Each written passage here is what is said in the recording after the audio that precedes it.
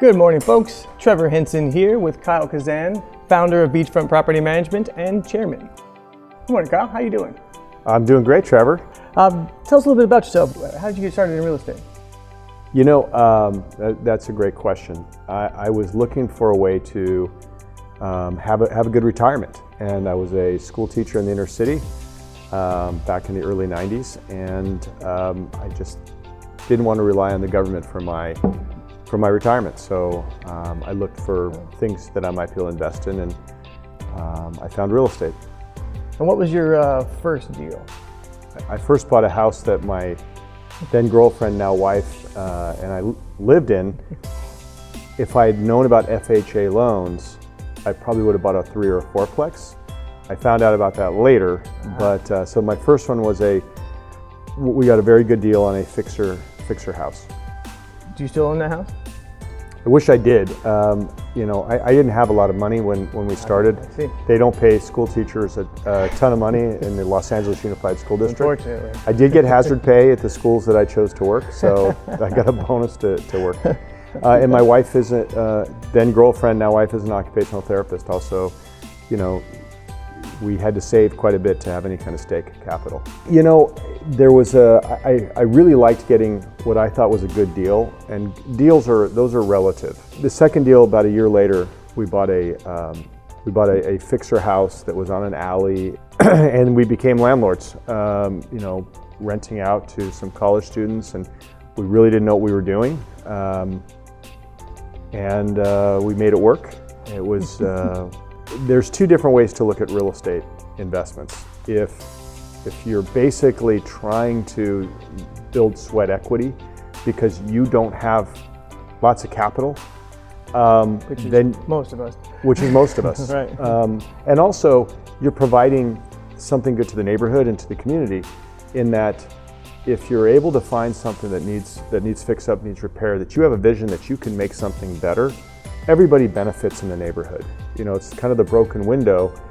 You're painting the house, you're putting in landscaping because you want to attract a tenant to come live there.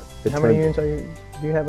How many units do you own or a partnership in with now? About? I would say, just on the back of an envelope, I bought well north of $1 billion worth of real estate in my career. Wow, that is a lot. Hear that, everyone? $1 billion from one house. Wasn't $1 billion house. From one house to $1 billion. and Trevor, to be clear, I am the accidental full-time real estate investor. Awesome. I really thought this was just going to be just for my retirement. And there was a woman named Mrs. Beach, who was Mrs. Beach. She was an older teacher. She drove, for those of you that remember this, a 450 SL Mercedes. A cool little car. I was driving an old Honda, and she always had a bounce in her step. And I just was enamored by how consistently happy this woman was. And one day I said, Mrs. Beach, can you tell me, what is it that you're doing that's making you so happy? Right. And she's like, Kyle, come on into my class. And she took me aside and she said, you know, my husband just retired last year as a postman. I'm retiring at the end of this year. We bought 9 houses in South Central Los Angeles. They're fully paid. And our 2 children, our 2 boys, they're through college and they're living their good lives. We're gonna travel. She goes, you need to buy some houses. And it was almost like gospel to me when I heard that. I said, God, what a wonderful position to be in. Wow. And I always bring up the Mrs. Beach story, because you just never know where you're gonna find a pearl of wisdom that's going to spark something. And so I really owe, I mean, as we sit here with this, you know, one of the largest housing providers in Southern California, with all these great people that work here, the genesis was Mrs. Beach. Genesis was Mrs. Beach. Mm-hmm. Tell us about your most interesting, complex, or crazy investment deal that you've ever had. There was one in Anaheim.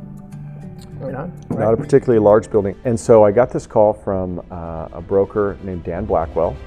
Wow. And he found a deal that the Anaheim Police Department had been in a pursuit of a gangster in a stolen car. A shooting occurred. This young man was killed at the corner of the property. and In Anaheim. in Anaheim. And a gang shrine, the local gang had put up a very large gang shrine. At the same time, the owner of the property had a stroke. Wow. Had out of, I think it's either 12 or 14 units, I think it was 12 units, half the units, 3 were vacant and 3 were not paying. So half were making zero money. Wow. Building cannot survive like that. You'll head to 50% foreclosure. vacancy, right. Instead, when people come our way, our job is to help them fix and reposition the asset, at least explain to them the different avenues, and they can choose A, B, or C, whatever works for them. But that's our responsibility, to help drive value. So what happened was, Dan called you. Dan called me, said, Kyle, would you do this deal? Do you have the cash available? I said, we do. I wasn't so young in my career that I wasn't able to do it, but so I said, absolutely. And so we did. It was the first time I was in the Wall Street Journal. There's a picture of me kneeling in front of the gang shrine because people found it pretty fascinating. When you've done something so many times, you become an expert. Right. The hard part is when you don't know how to do it, how do you become the expert? Right. Well, the best way to do it is to do it and risk failure. And so I had done that earlier in the career, so I was ready for this. If you remove it at the wrong time in front of the wrong people, you could get shot and killed. Right. We got to get rid of it though, because it's not fair to the people in the neighborhood. It's not fair. How do you do it? This is real. You have money at stake. Theory goes out the window when that question comes. These are real humans, and these his friends that are gangsters. You know, this is their friend. Wow. Do not disrespect by pulling that shrine away. And so, how do you find the happy medium to solve a problem? And so that was one. Or an opportunity. Good story for another day. Love to tell it with Dan Blackwell, because he put money into the deal. Shout out to Dan. You hear that, Dan? You know, a year later, we refinanced all of our money out of the deal. It was successful. We owned it a number of years, and at some point, we ended up selling the property. Oh, wow. And trading into a property here in Long Beach. What is like the biggest and best lesson that you've learned in multifamily real estate investing world? I love learning from people. I love reading biographies, and so when I was younger into real estate, and I realized I might have a knack here, I certainly had the passion. It was, how do I go sit down with people that have done this before and seek their guidance, try and avoid some of the mistakes they made. What I have found about the human condition is that most people, if you ask, will help you. I mean, human beings they're good and not scared to pick up the phone and try and reach out to somebody that I don't know. That's been one of your mottos since I've known you. Pick up the phone. But there is an art to actually pick up a phone and actually sitting down and talking like this. I would tell people, you know, look out and find out where are you trying to go?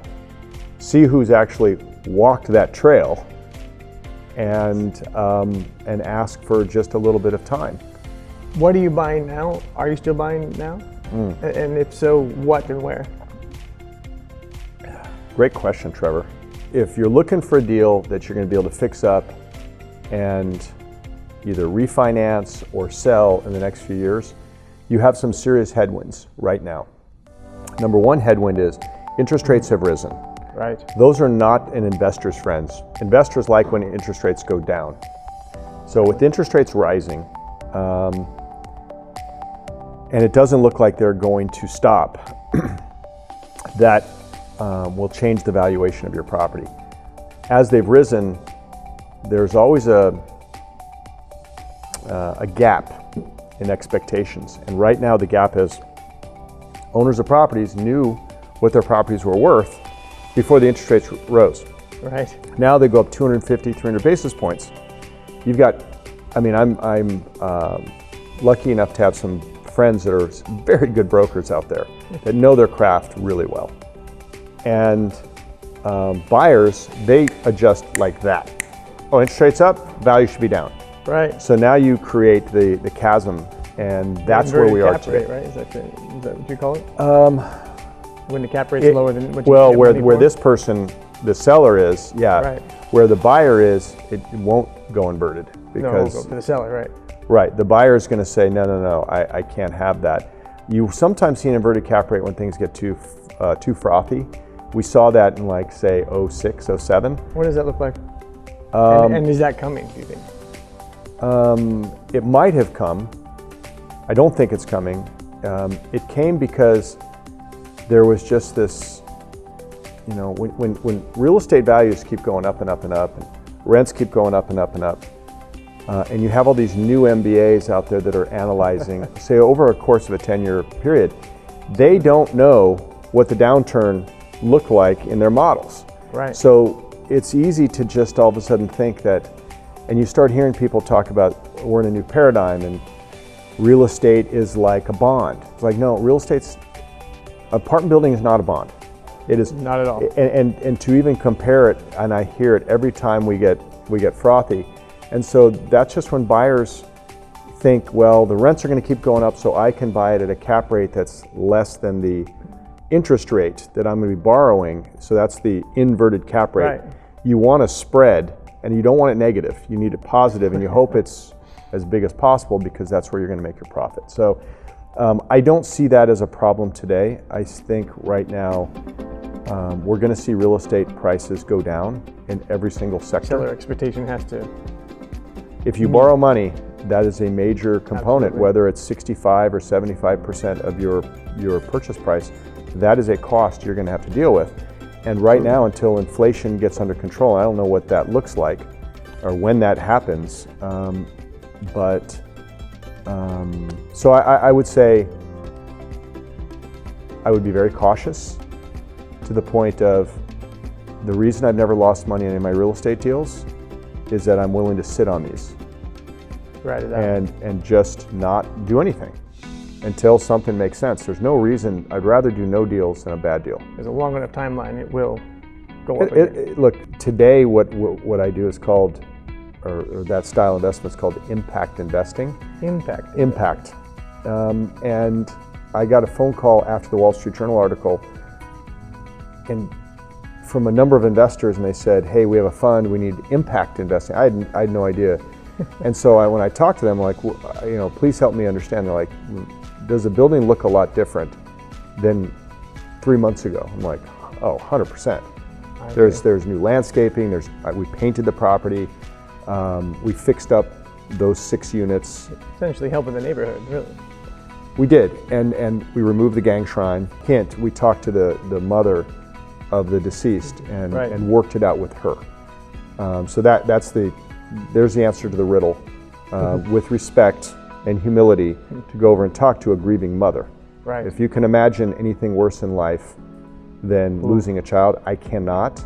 So, but we were looking at this as, how do we solve a problem for this building, our investors, on the selfish side? How do we solve it for ourselves? But also, how do we do it in such a way that's respectful to a woman who's grieving? And if we do that there, then his friends will respect her decisions. Right. Again, it's really important not to be tunnel visioned. This one is a very dangerous situation because handled wrong, somebody could die and it would be one of my team members, and that's not acceptable. So, right. So yeah, when people call me about impact investing, I was like, interesting that we now have a new term, but we absolutely did have a positive impact on the community. Impact investing became value add, in a way. Or value add became impact investing. Okay. And so yes, we certainly added value for ourselves. Kyle, what's your why?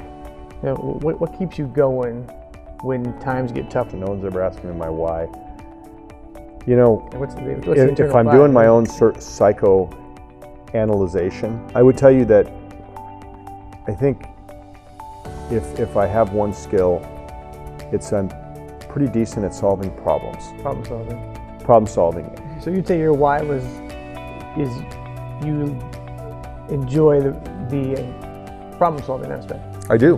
I do. You enjoy the challenge of it. Well, and so when I was looking at my retirement, there was a problem. I thought Diane and I were not going to be able to have an ability to retire without struggle. And I thought, let's sacrifice today for How the future. old were you when you were thinking about retirement already? Weren't you pretty young? That when would you have been thinking about 1990, so I was 23. I don't think I even knew the term, what retirement meant when I was 23.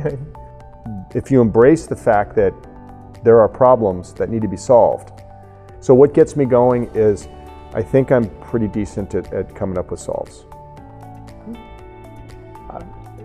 And that is a unique characteristic to have, because most people, I think, from my experience, want to pacify things and like shy away from problems. I know I try to avoid them myself unless I have to, until I'm met with them head on and know that it needs to be attacked, because it's naturally humans don't want conflict, right? So that puts you in a very special class of people.